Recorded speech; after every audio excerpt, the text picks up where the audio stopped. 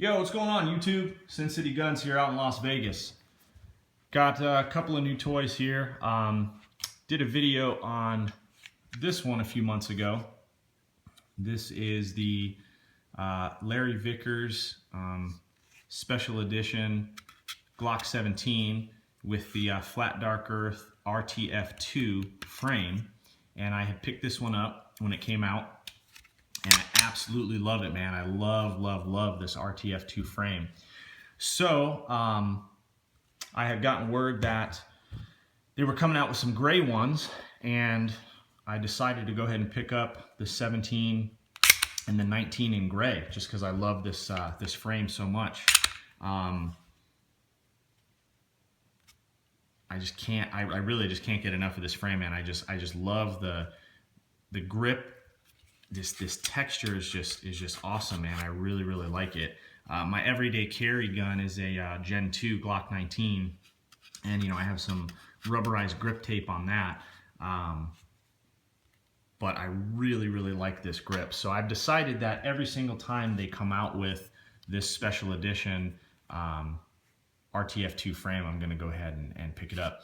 So the last time when I ordered this one, or when I bought this one, I actually got it with the Larry Vickers night sights on it, and I actually didn't care for that. I actually think I have that here. Let me see. The night sights that were on, it was just one night sight in the front, and I really didn't care for it. Let's see here. Here it is here. This is on one of my 19s here.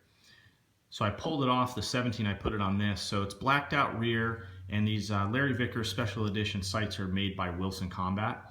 And then it has the tritium on the front. But I didn't really care for that setup, so I put the green paint on the front so it'd be a little bit more visible during the day. And then if I'm gonna have night sights, I just prefer the 3-dot. I just kept losing that little front dot. So I went ahead and put it on another Glock 19 that I had. And I switched out for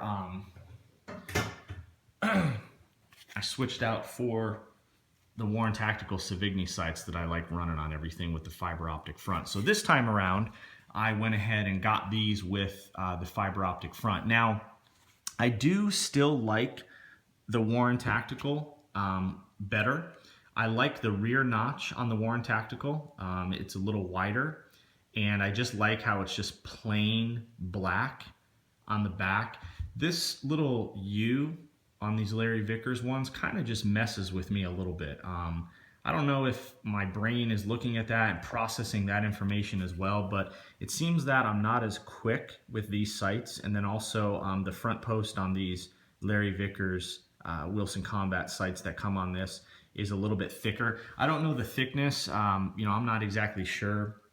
I'm sure you guys can look that up, but I mean, obviously you can see just by comparing them, this is a little bit thinner front post than this one is, but still very good sights, especially coming direct from the factory. And then yeah, I decided not to make the same mistake, so I picked up the 19. I'm gonna pick up a 17 and 19 every time that they come out with these special edition ones, but nothing special. I mean, same gun. You get the Larry Vickers slide release there. And then you also get the Larry Vickers magazine release. And actually, I like these so much that this is what I put on all the rest of my Glocks as well, especially the mag release.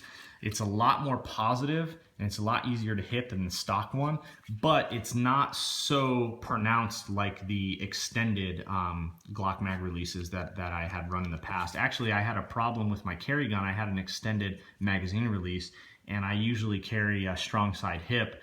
And when I would be in my car, a lot of the times my bone on my back would actually hit this magazine release, and the mag would come out. So I switched out to everything to these Larry Vickers ones, and they're awesome.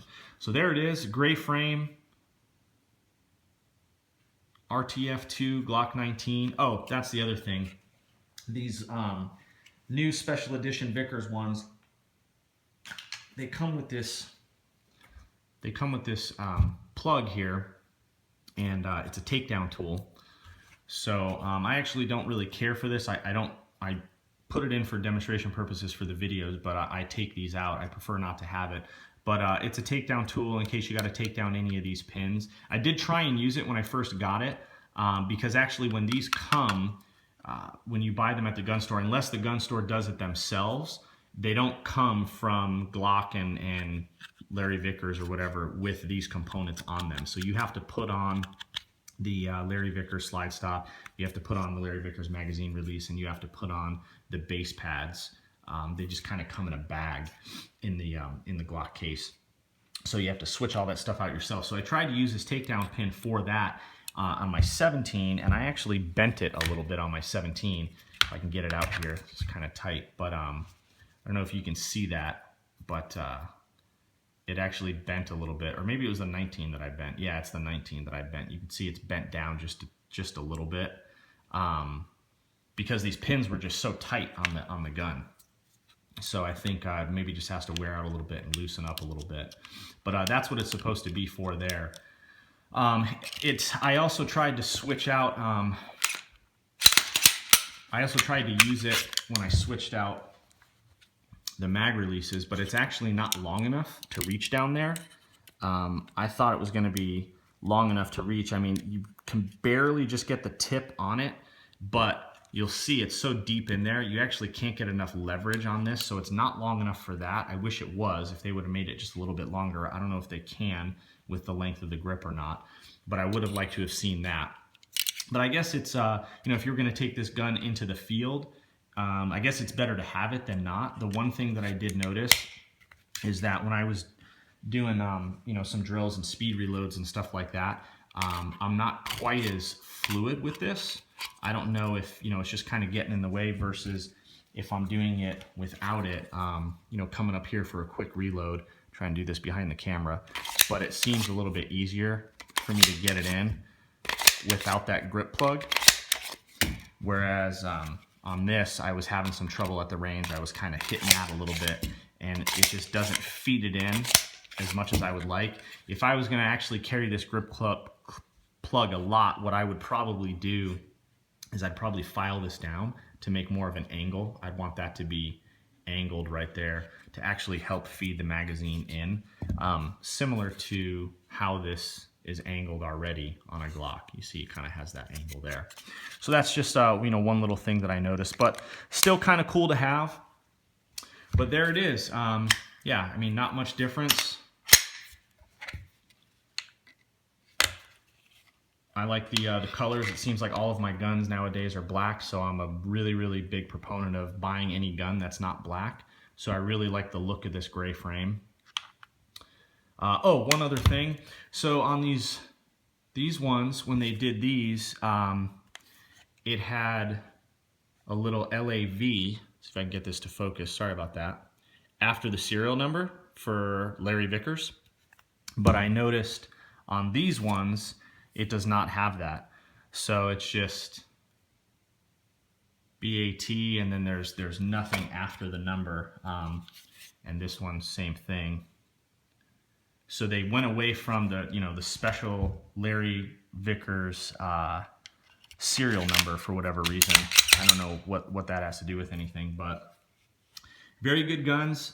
I think if you were going to buy a Glock and you were going to do this stuff to it anyways, you may as well buy the Larry Vickers, as long as you're cool with the RTF2 frame. Again, I really like the RTF2. I carry my 17 with the RTF2 sometimes, and I'll now start carrying this one as well. I don't mind the RTF2 frame. I've read some posts where some guys have said that it really, really chews up their clothing and stuff like that. I don't really notice that, and I like it. I just really like that grip. It just feels rock solid in your hands. So,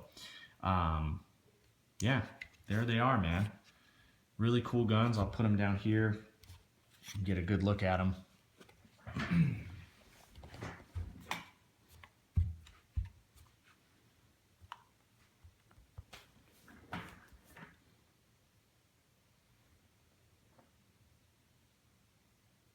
So I heard they're only making 2,500 of the 19s and 2,500 of the 17s, just like they did for the the flat dark earth ones.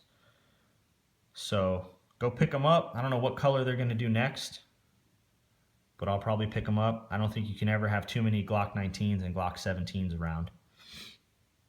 But I think they're a pretty good deal. If you were already going to put, you know, a magazine, different magazine release on it and different slide release, and you were going to put some sights, I think it's a pretty good deal because that stuff's kind of done for you already.